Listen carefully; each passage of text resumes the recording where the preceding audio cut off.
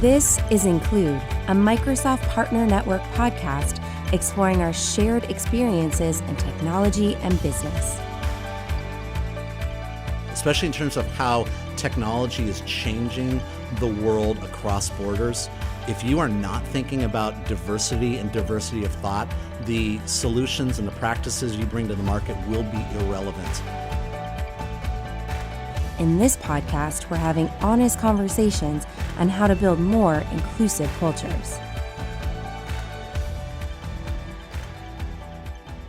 Welcome back to the Microsoft Partner Network podcast.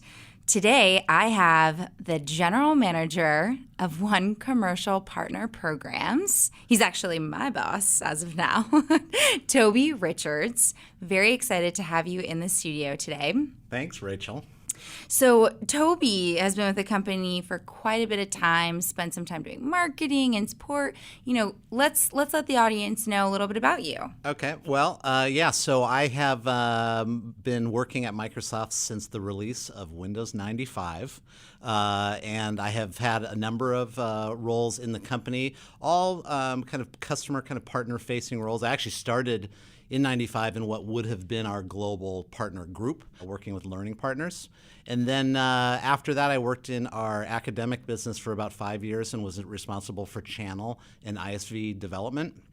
And then I had a few roles. I was one of the first people on Microsoft's customer and partner experience team when the company rallied around the customer and partner experience after a lot of market issues related to licensing and threats with Linux and the DOJ lawsuit in the early 2000s. So I did that, had the privilege to work under Kathleen Hogan, who then led our services business. So I followed her into that.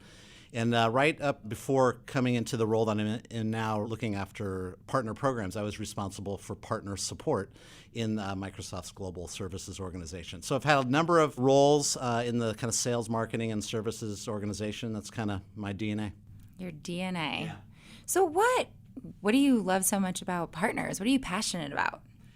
I love working with partners because partners ultimately are the ones really landing solutions that help solve business and customer problems. When I left after I graduated college down in the Bay Area, I went to Santa Clara University. I worked for a startup called DigiDesign, and they made digital audio technology, and I was responsible for channel marketing. And so we worked with all these value-added resellers who worked with music studios, film production companies, and things like that. And so at a very early stage in my career was working with partners, and then I came into Microsoft doing that.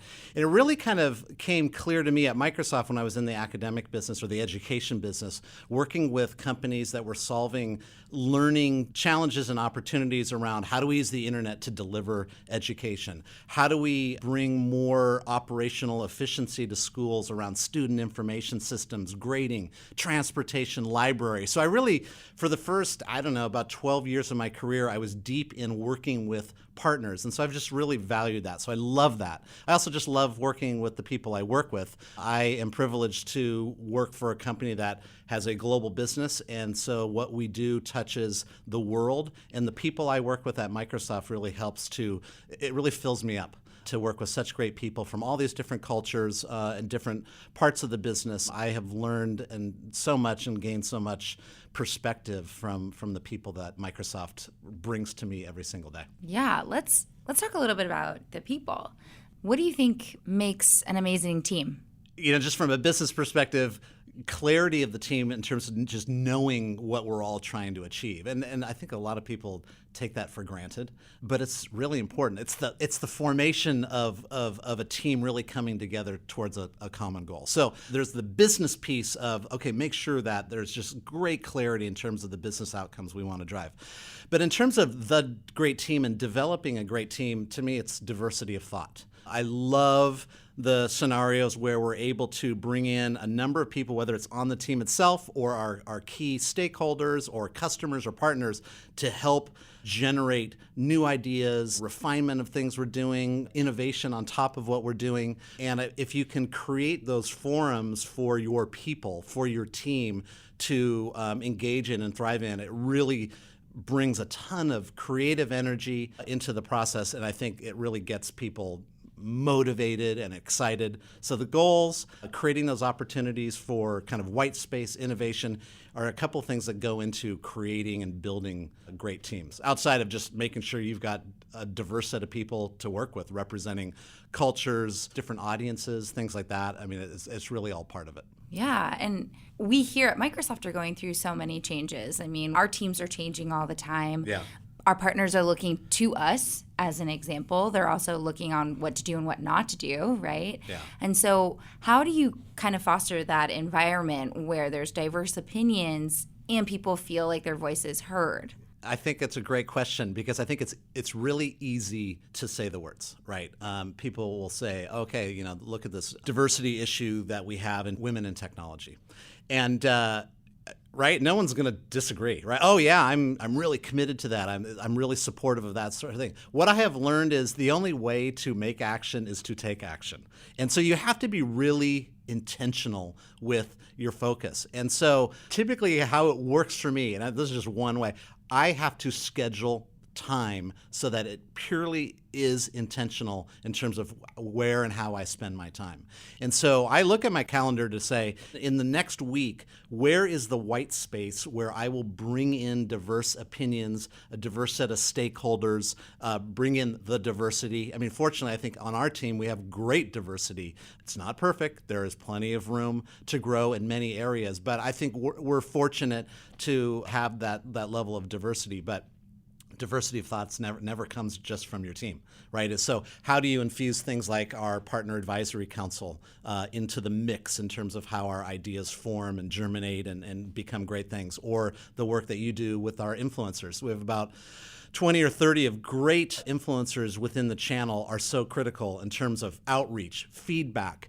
But again, you have to be intentional. You can't just say, oh yeah, I'm on social media and I follow Ducks and all these other people. When is the time you are engaging with them on your calendar, super intentional? What are the hiring practices you're doing to make sure that you've got diverse talent? What are the forums that you're putting in place that bring in people? And then within those forums, what are you doing at a tactical level to make sure everybody's voices are heard? One of the things I love doing, sounds super basic, but let's say we're on a new project or a new initiative. I'll bring in 15 to 20 people into a room for a few hours. I'll always say, hey, this is not a 60-minute meeting. Okay, this is a 90-minute meeting. This is a 3-hour meeting to get those ideas on the table. And what I do is I'll hand out a stack of Post-its, maybe 10 Post-its for everybody in the room. I'll say, in the next 5 minutes, top of mind thoughts for this particular issue, things we have to solve, things that might solve the issue, whatever. And I only give them 5 minutes because if it's past 5 minutes, then it's not top of mind. Yeah. Okay? And so those thoughts come out. Everybody, put it on the board. We'll spend the next hour for every single person to talk about their Post-its. Then what I do is after that, people come together and start to grab those Post-its. What are the common themes? And really help to synthesize a lot of feedback from a diverse set of people into kind of 6, 8 key themes that we need to go after. But I use that as an example of being intentional, putting in practice to make your words matter. Because we all care, but you have to have tools and you have to dedicate the time to make it work. Really great tip. I like that one. Yeah, good. Yeah. You should use it. It's good fun. One, Toby. Yeah, exactly. Yeah.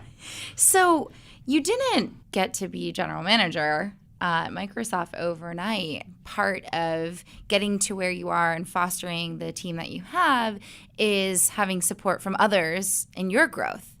And whether that's mentorship or resources or sponsorship. Can you talk a little bit about how you got to where you are, and then what are you doing to bring up that next kind of generation? That's a good question. I mean, the first thing is you have to certainly have the desire to grow. And I'll leave it at that. I mean, people kind of assume, oh, you mean be promoted to GM.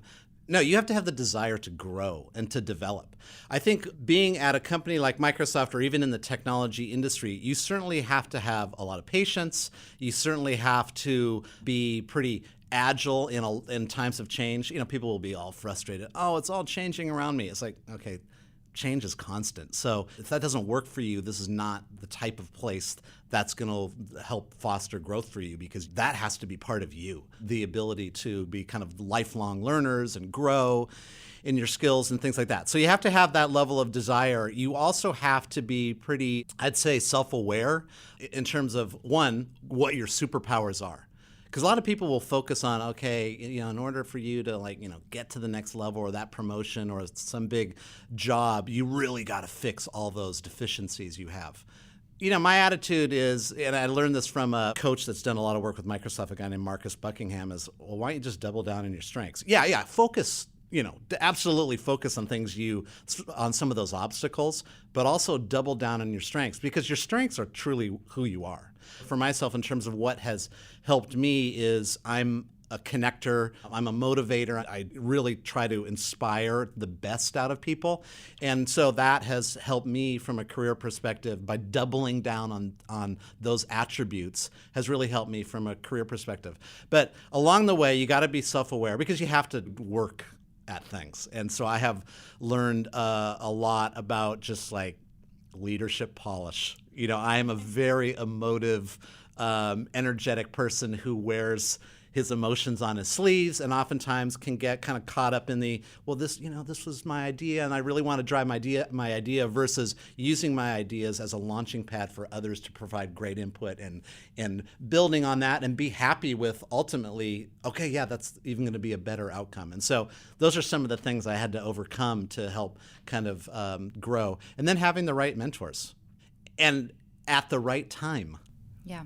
Because, some people will say, oh, yeah, I've had this mentor for the last 3 or 4 years. And I'll be like, okay, but there's more out there. Are you truly at a mentorship stage, or is it just comfortable? And so I think being intentional around mentorship, and sometimes that means I don't need to have a full-time mentor, but you just have a great network of people whose opinions matter, and that you're intentional about what you're trying to develop so that their answers are relevant in terms of guiding you. And so, and again, that's it's part of being intentional around your career growth. But it's taken me a long time to kind of get to where I'm at, and I've learned a lot of things, and I've had several failures and missteps that I've learned from, and that has made me better. But self-awareness is a big piece of it too. So. That's awesome. What do you do to get back and pay it forward with that mentorship? I think that's great. So I do mentor a number of people, and I love it. It makes me feel great. The kind of, to your point, kind of, I do feel like I am giving back. The first thing that I do, I'm very intentional to ask them, why me, and what are the 1 to 2 things you are trying to improve, thus why me? Because if I'm going to spend, we're all busy. If I only have half hour, an hour a month, or even a quarter with some of these people, I want to give 100% back, but I need to know what they're trying to work on. And so those are some of the things that I do. So I'm mentoring a few people, not only in our own organization, but in my previous organization in global services, really to help drive that. And I'm very committed to the areas where we need more diversity, and so that's a key thing. I was going to ask you about that. Sometimes I think it's hard for a man to mentor a female, or there's these perceptions, right? But females really need the male support, especially since most males are in higher level CEO positions. I mean, we know all the stats, right? We know that. Yeah. How do you manage that? Well, first of all, I have 3 sisters. Okay. So I have, and I joke about that, but I also do truly feel as if from the day I was born, I understand females, boyfriends, bad hair days, all this kind of stuff, which seems so trivial in the work sense. But I do think about that movie, I don't know, 15 years ago with Mel Gibson and Helen Hunt. What Women Want. What Women Want, right? Is I think in order for you to be an effective mentor or coach with somebody who's not the same gender, I think you have to appreciate some of the things that go on in their head. And in particular, at Microsoft and technology, knowing the facts related to salary, like roles, promotability, CEO, et cetera. You have to be extremely aware of that. And so the mentoring that you provide, one is don't hide behind those things. I think it should be out in front. And so how do you have to adapt, one as a mentor and as a mentee, to really kind of tackle some of those key things? But at the end of the day, I do think it comes down to being really in tune with what the person is trying to achieve, and being really explicit around, okay, are we talking about growing as a manager, growing as a leader, communication, strategic leadership, and then use the available tools to do it. I'd probably agree with you that I don't think it's the most comfortable thing for some people. You do have to go back to some just kind of core life experiences to be able to deliver on that. I would say most of my most effective mentors have been females at this company. I can lean on people like a Kathleen Hogan, who's our chief people officer, some great leaders in our services organization. One of my first mentors at the company, a woman named Liz Welch, who helped to start the education business at the company in the late 90s, even today I could probably still lean on her in terms of coaching and things like that. And because, I don't know, I relate well. It's not a gender thing. It's not a gender thing. It's right. about how do you diffuse all that and just focus on personal growth and success. And if you can have a really transparent relationship, trusting relationship, it'll work. Do you have any tips or thoughts for those that are younger, or they're of a different ethnic background, or they're ambitious, they want to get there, but maybe they're scared to reach out to somebody like you, or they're scared to speak up in a meeting and sit at the table? I mean, those are real things, right? Or you think you're the only person in a room. Your opinion's important. Yeah.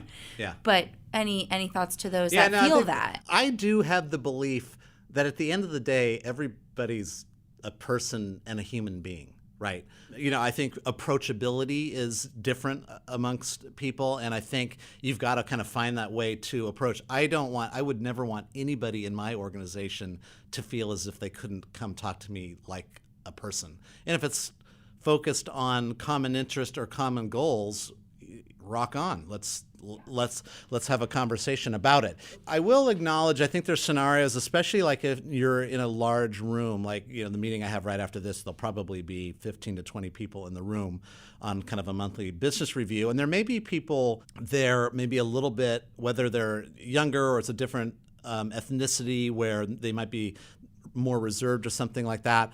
I think you do have to create those opportunities. I don't have the silver bullet on that, but I think you have to have the courage to speak right, up. Just do it. Just do that. Everybody is human. And I think if you can lead with storytelling in terms of how this impacts customer, how this impacts partner. I've always found the customer story from the CPE days of customer sat at Microsoft is the common denominator. Man, nobody can argue a customer story. Nobody can argue a partner story, and nobody should be given a person a hard time who is bringing the voice of customer or partner in. To me, that would be a great skill for those people that you describe, whether young or old or ethnic background. If you can get, I think, really grounded in the customer and also be very, succinct in how you kind of present that, then to me, you will open the doors to many conversations. It's also helpful, us lady bosses, we talk about this, but when you're in a room and maybe there is one woman there and there's 10 guys, or there is a black person, or whatever the case is, backing them up. If they say something good, say, that was a great point. That's good. That was a great point, Toby. Yeah. I'm going to add on to that. Yeah. Or even saying well, what do you think about this? And so sometimes I think it, like you kind of going back to this awareness piece. Yeah. It is literally being aware. Those small little things can mean a lot for the 23-year-old female from, from Europe. Great idea. That just, I think it's a great idea. Those things go a long way. And they especially go a long way with women who tend to be in self-doubt, a little bit more reserved. They hold back their thoughts just as we kind of progress. I'm learning something new. Oh, good. This is awesome. Thank you. Okay, Toby. So partners are listening. What do you think that they can do if they're looking to create an environment in their businesses? I mean, they might have a 5-person shop, right? What can they do to foster a business outcome and a culture that is more diverse and inclusive? That is a great question. The first thing you have to be grounded in why it's important first. Okay, if I am in a business where I am only creating a solution and marketing a solution to middle-aged white people, I don't know. Maybe I don't need diversity. I think that I would never go to that extreme. I think the point is, especially in the cloud, especially in terms of how technology is changing the world across borders, if you are not thinking about diversity and diversity of thought, the solutions and the practices you bring to the market will be irrelevant. Right? We'll have partners say, "Oh yeah, we could deploy that in Bangladesh. Yeah, we could deploy that in Taiwan." Well, yeah, maybe technically the bits and bytes can be deployed, but if you don't understand culture, if you don't understand relationship, if you don't understand how to do business, if you don't understand the features and functionality that particular culture truly needs, you will not be successful. So if that country or if that market is critical to your growth, beyond just, industry, it works in healthcare, it works in education, whatever, you have to understand the audiences you're marketing to, and your products need to represent that. And so you may be a completely undiverse team of 5 people, but you have to be intentional around your advisory groups. Let's say I am a 5-person company and we have 10 customers. Your advisory board, whether it's your board, your company board or your customer advisory board, should be diverse, because that is the only way in which you're going to be able to grow and look at these new markets in the cloud. And so I think technology has really magnified the diversity issue in a positive way. I mean, we are having so many conversations, and it is around diversity of thought, obviously creating opportunity, but ultimately for a much better, more impactful, more global outcome. Yeah. I think that's so cool to think about, because if you can create an environment where the people are thinking innovatively, come from different backgrounds, then your product can be more effective, which then can affect your actual ROI and business outcomes. I mean, there's proven science that says more diversity of thought will lead to 20-30% greater ROI. Yeah. So coming full circle, that when you could do that all together, you're just going to meet the customer needs better. Yeah. And you're going to do better in the market. And it's just, I truly believe. You asked me early on in the interview around building great teams. It's all of that coming together. Building great teams isn't, do I have the right managers in place and I have the right individual contributors working on the right things. So much of the environment around you, the customer environment, the partner environment, the support you have at leadership, the advisory councils, the influencers. All of that is what fills your tank, and if you have all of that working really well, then it really, I think, brings your team a lot more success. I think it brings you individually so much fulfillment in what you do in life. I would hope that would be the type of culture we can continue to strive for and develop. Yeah. Well, great conversation, Toby. Thank you for coming into the studio today. Thank you. It's been great, and really just a shout out to our 300,000 partners representing about 17 million individual employees in our ecosystem. And I got to say, I mean, the more we can do to bring this diversity topic and really helping to drive great success in market, building great teams, we're in it together. And I know that we play a role in helping thought leadership and ideas there. So I appreciate the opportunity. Thanks, Toby. Thanks for listening to Include. Don't forget to subscribe and let us know what you think. And please join the conversation on Facebook, LinkedIn, and Twitter at MS Partner.